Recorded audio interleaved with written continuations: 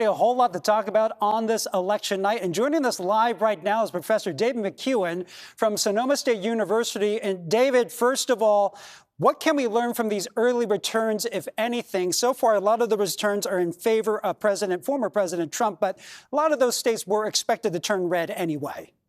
Yeah, if you look at Florida, for example, former President Trump is outperforming his 2020 numbers in Florida. It's not a surprise that he's winning Florida, but he's outperforming those numbers. That's what's key. Then if you move from there, what's he doing in like Georgia or Pennsylvania? Kamala Harris has the early lead in Pennsylvania, but as those counties report what's happening, especially in those suburban counties around Philadelphia, we haven't seen as many of the suburban counties around Atlanta reporting yet, but Trump is running ahead in Georgia in many of the counties from his 2020 numbers. The whole strategy of the Harris team was to bring down Donald Trump's numbers in some of those counties that they were certain to lose, like red counties, if you will. They just didn't want to lose by 30 points or 25 points. They wanted to lose by 15 or 20 points and then run the score up in counties like Gwinnett or DeKalb or Fulton County around Atlanta proper. So pay attention to that county by county as we move forward. That's really what's key, especially states like Georgia and Pennsylvania that were such slow goers on the count back in 2020. So what should we be on the lookout for over the next few hours and potentially days in terms of where this race is actually going to be decided? Which one of those battleground states is going to be key?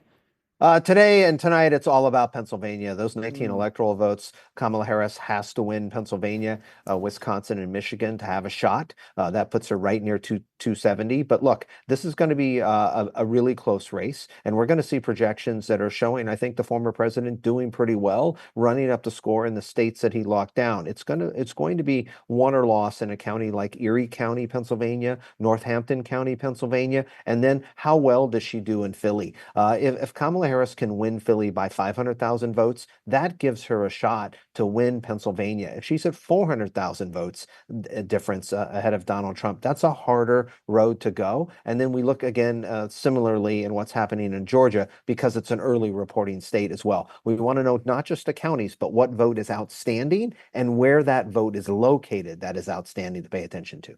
So Democrats and Republicans also battling for control of Congress. How do you see this playing out? And how could the outcome of impact a potential Harris or a Trump administration?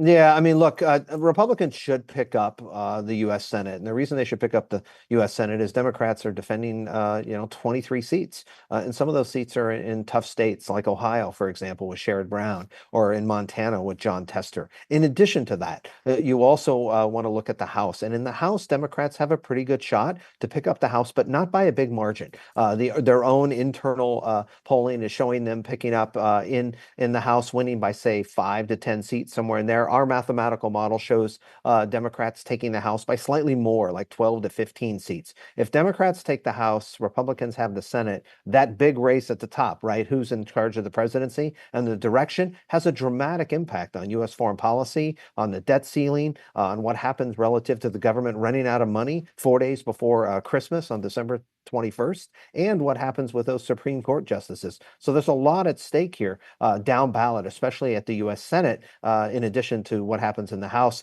relative to, say, the tax bill and revisiting Donald Trump's tax cuts that were instituted in 2017 but expire on January 1st, 2025. All right, Professor David McCuan from Sonoma State, thank you very much.